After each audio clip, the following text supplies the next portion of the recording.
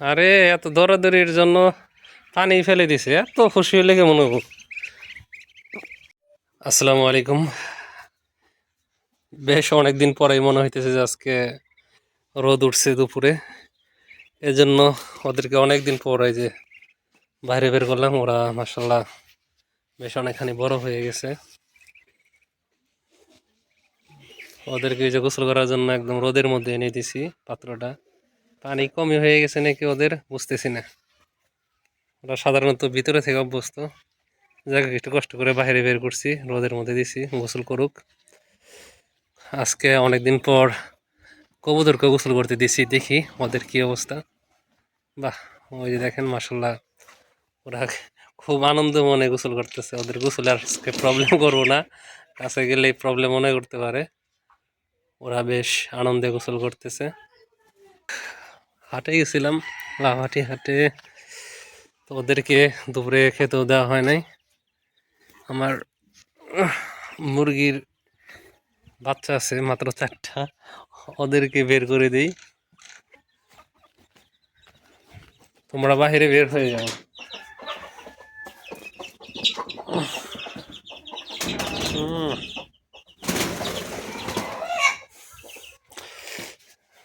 আজকে দেখি ডিম পারে নাই, এটা প্লাস্টিকের ডিম। মোট 11টা ডিম পারছে, আর পারবে কিনা জানি না, মনে হয় আর 2-1টা পারতে পারে বা বেশিও পারতে পারে। তারপর কুচে বসে দিতে হবে। ওদেরকে আর বেশি আটকে রাখার দরকার নাই, এখন থেকে ওদেরকে ভাবছি যে বাইরে ওদের সাথে খেতে দিতে হবে।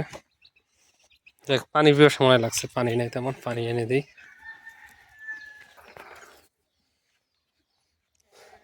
দৌড়াদৌড়ি শুরু করে দিছে ওরা।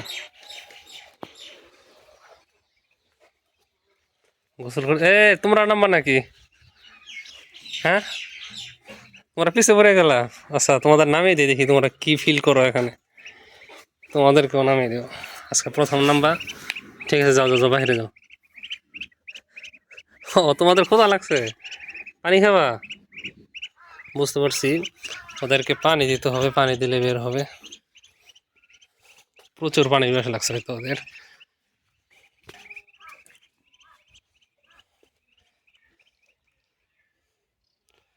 আর তোমরা মনের আনন্দে গোসল করো। আরে এত দৌড়াদৌড়ির জন্য পানি ফেলে দিছে, এত খুশি হলে কেমন হবো।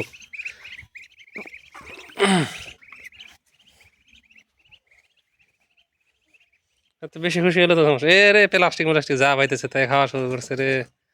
যা খাওয়া যাবে তাও খাইতেছে, যা খাওয়া যাবে না তাও খাইতেছে। এ হলো ওদের অবস্থা। তো ক্ষতি করিস না কোনো, ওরা ছোটো, না ঠুকরিস না। ও একটু বস বড় বড়, ওদেরকে প্রোটেক্ট করার চেষ্টা করে ও।